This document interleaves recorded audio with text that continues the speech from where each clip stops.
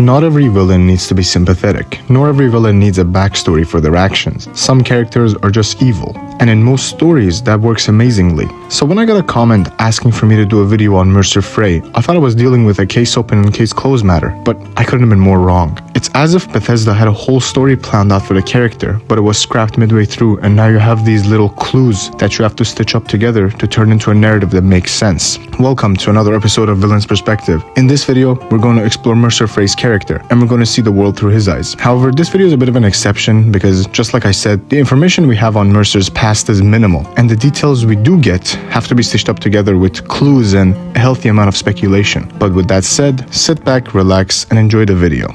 Greed? Jealousy? Spite? Who can say what drove her to such an iniquitous act? There's almost nothing concrete on Mercer Frey's upbringing and heritage. We don't know where he was born, nor where he lived, but there's a small clue in Gallus's translated journal, which mentions that Mercer came from a wealthy stock, meaning he must have had rich parents, or at least been born into a rich family. But that begs the question, if Mercer was born into wealth, why would he join the Thieves Guild to begin with? So now, this is where I hit a wall. I looked everywhere. I replayed the quest line, read in-game books, and even looked at other Elder Scrolls games, and I found nothing. I thought this video was a lost cause until I found this. Now you see, Skyrim has a game guide, and this game guide has bios written for each questline's characters. So, when I flipped all the way to Mercer's character bio, I was finally given an answer. Mercer grew up with Delvin Mallory in the guild, but he climbed the ladder a little faster and was able to attain his rank in the guild through manipulation and skill. So the bio in the guide, it tells a bit of a different story than Gallus's journal, but does it actually? You see, in the same book, we can see Delvin's bio as well, and that clears things up a bit. And in his bio, it's written, Delvin grew up in Riften's Honor Hall orphanage before he was taken in by Gallus. So concluding here, if Delvin and Mercer grew up together, I don't think it would be too crazy to assume that Mercer Frey must have originally been born into a rich family, but then something made him lose this family. And whatever it was, it landed a young Mercer inside an orphanage in Skyrim with Delvin. However, before continuing with this narrative, I do have to mention that the language in the bio is a bit contradictory. For example, it says that Mercer grew up with Delvin in the guild, not mentioning Honor Hall orphanage at all. But in Delvin's bio, it is said that he grew up in the orphanage. Just like I said at the start of the video, there's a lot of scattered information on Mercer that needs to be connected, and the info we have on him is minimal. So a lot of his childhood is going to be speculation and connecting the dots. But to me, this narrative makes sense, especially if we look at Mercer's character close up and see his obsession with wealth, power, and especially control. But I'll fully explore his character a bit further into the video. Going back to Mercer's past, however, when Mercer joins the guild, Gallus, who's the guild master at the time, takes him under his wing and starts teaching him and a girl by the name of Carlia in the art of thieving. However, we know for a fact that Carlia was a way better thief than Mercer, and that she was already trained by her mother Dralsi, who was one of the 3 Nightingales during this time. To ensure an enemy's defeat, you must first undermine his allies. It was the first lesson Gallus taught us. Years pass, and Mercer claims that him and Carlia became close friends, going on multiple heists and jobs together often. And also, we know that Carlia and Gallus started falling in love with each other at some point. Again, the details are very blurry here, and we exactly don't know when this started to happen. Now, we know Gallus and Carlia's mother Dralsi were part of a group called the Nightingales. They are a group of thieves that are tasked with keeping the Temple of Nocturnal safe, and traditionally, they're a trinity. So I think it's safe to assume that one of the members of the trinity died, or maybe retired, making one spot open. And it is here that Gallus turns Mercer into one of the Nightingales. But not long after, the Temple of Nocturnal is attacked by bandits, and Dralsi also dies protecting the temple, which then leaves the 3rd spot open for Carlia, creating the trio we know in game. Now you see, I like to think that it's here that Mercer's character starts to shift, and it's exactly here that he steals the skeleton key. I'm going to dive into the lore of this artifact a bit, because it's way more than just a simple unbreakable lockpick. You see, the Daedric Prince Nocturnal has something called the Ebonmere, and Ebonmere is like luck, reserved only for thieves. The Ebonmere, it flows throughout the world, and it essentially makes thieves lucky. But this only works as long as the skeleton key is in place, and as soon as it's removed, the flow stops. And that's why when we join the Thieves Guild, we see that they're on such hard times, because the Ebonmere that assisted thieves for so long is now gone. Something out there is piss-drunk mad at us. I don't know who or what it is, but it's beyond just you and me.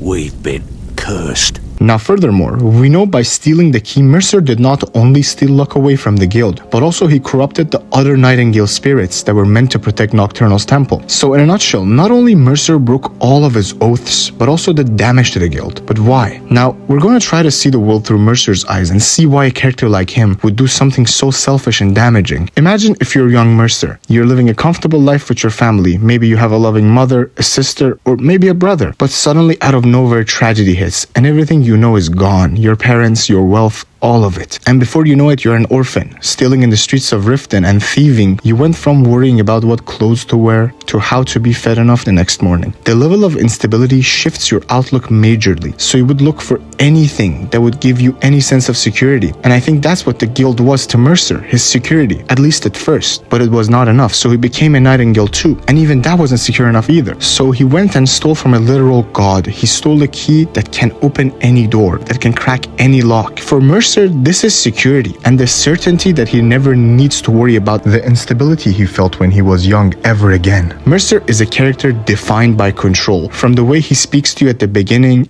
You do what we say, when we say. Do I make myself clear? I'll let that comment go because you're new here. Ask things out of turn again and we have a problem. Now, are we clear on all of this? and the way other people fear him. This isn't as bad as it seems. I was gonna tell Mercer about everything, honestly. Please, he'll have me killed.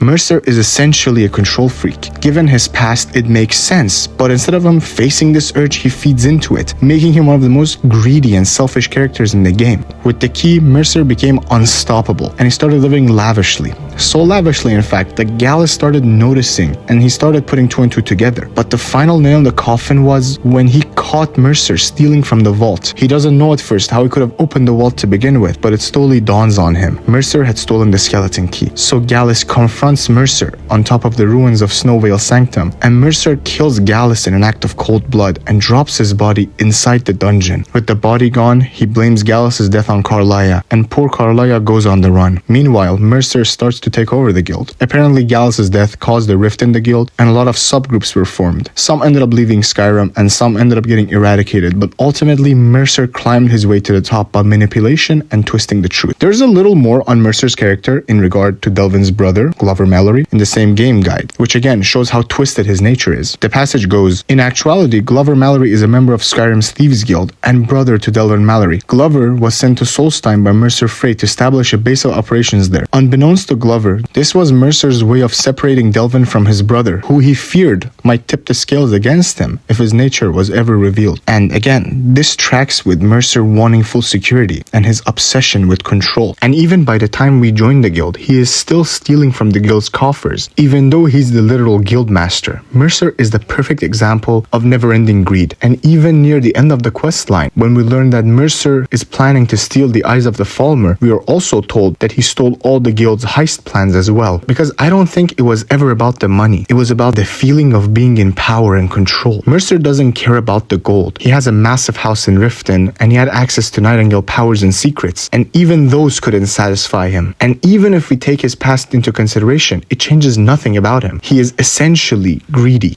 Greed? Jealousy? Spite? Who can say what drove her to such an iniquitous act? One thing's certain, I intend to find out before she draws her last breath.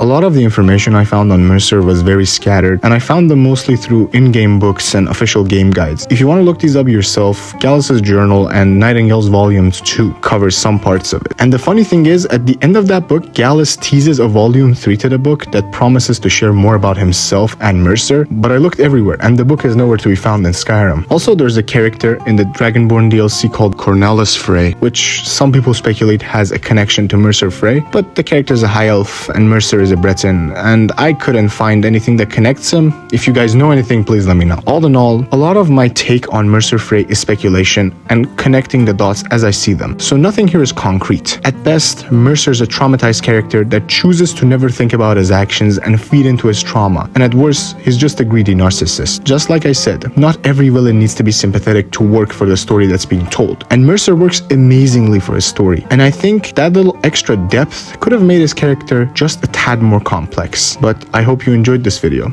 I was your host, the Ashen Mage. and see you next time. 25 years ago, I was standing outside these very same ruins. Gallus told me to meet here, but he wouldn't say why. When I arrived, Gallus stepped from the shadows. Before he uttered a sound, an arrow pierced his throat. Before I could even draw my blade, her second arrow found its mark in my chest.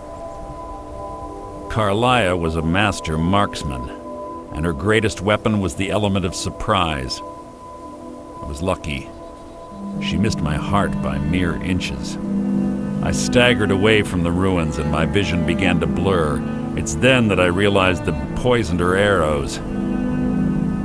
The last thing I saw was Carlia dumping his body into an opening atop the ruins.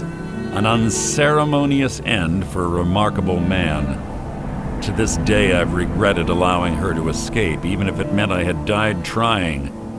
I owed Gallus that much.